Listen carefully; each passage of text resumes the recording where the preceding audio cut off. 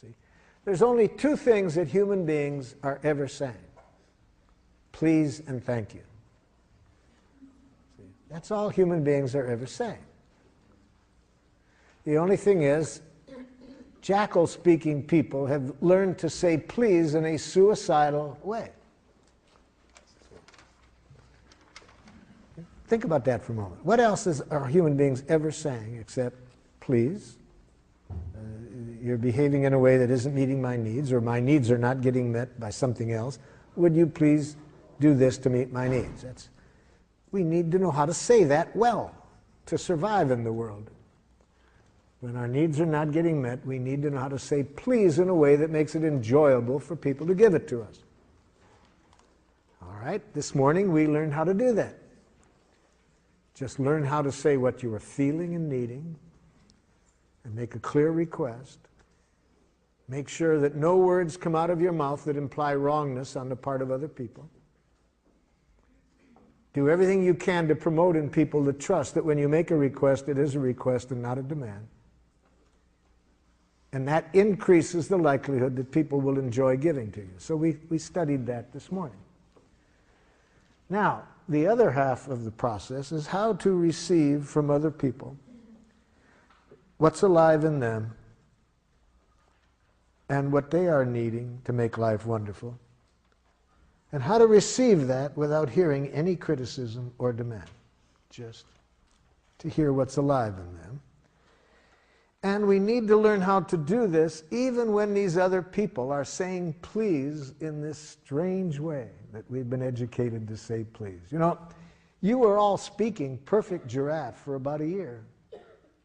See, so what I'm teaching you now is really not a second language, it's really your first language. I'm bringing you back to life, to nature, to your first language. So now the other half. How do we respond to a jackal's please when a jackal is expressing the please this way? The problem with you is that you are too, see, that's please. That person's in pain. That person has a need that isn't getting met. And isn't it sad that they only know that way to ask for it? Isn't that tragic for this person? To be saying please in a way that almost guarantees you're not going to get what you want. Or if you do, it's going to be motivated by fear, guilt, or shame, and you're going to pay for it. How sad to be educated that way. And now, of course, it would be even sadder if when the person says please that way, you don't hear the please. You hear a criticism. And that's when we have war. See? Somebody in pain does their best to express it. Person on the other end hears a criticism. So let me tell you what the person that you were working on this morning, all of the messages that I heard you relate, that what you predict they might say back, here's what I heard the person saying. I heard the person you're speaking with saying this back to you. I'm in pain. I have a need that isn't getting met. Okay?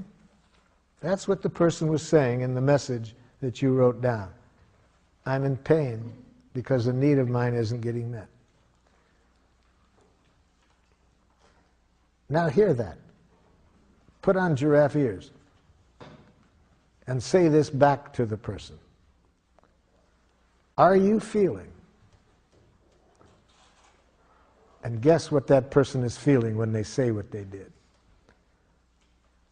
Because you are needing. And guess what their need is. So I'm asking you to go back to the message that you predicted you might get back. I'm wanting you to imagine the person actually says this to you. And now if you have giraffe ears on, here will be your reaction. Are you feeling? Guess their feeling. Because you are needing, guess their need. With giraffe ears, all you can hear are feelings and needs. You can hear no criticism.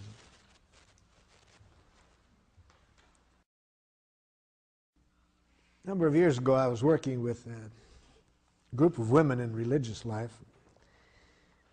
And they had a conflict for some 15 months that was creating great pain within their community. And they asked me to help them resolve this.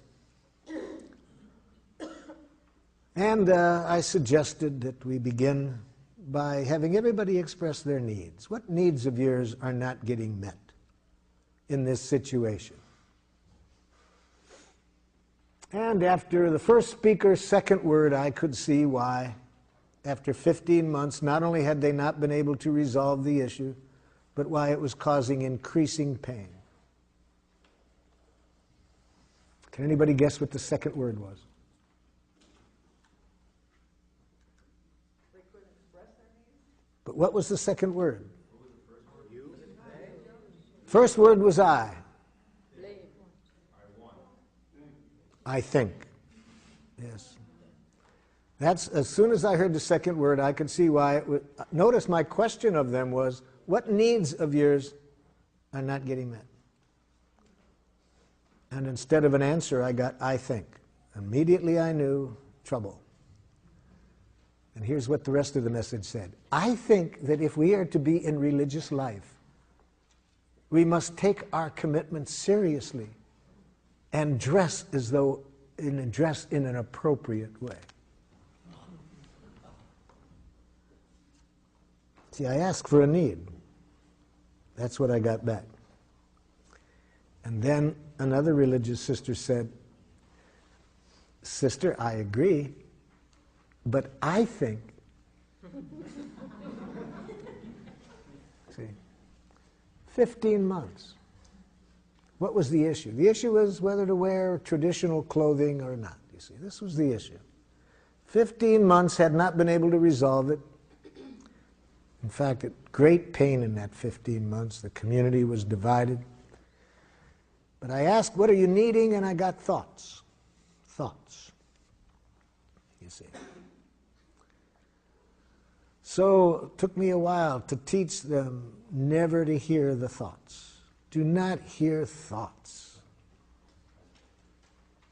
Only use the thoughts as a window. Look through the thoughts to the needs that are behind. Hear the needs behind. It'll be a whole different world. Don't hear thoughts. They finally got it. They finally started to look through the words, the thoughts, to what was behind. And then it was amazing how in a short time we resolved the conflict.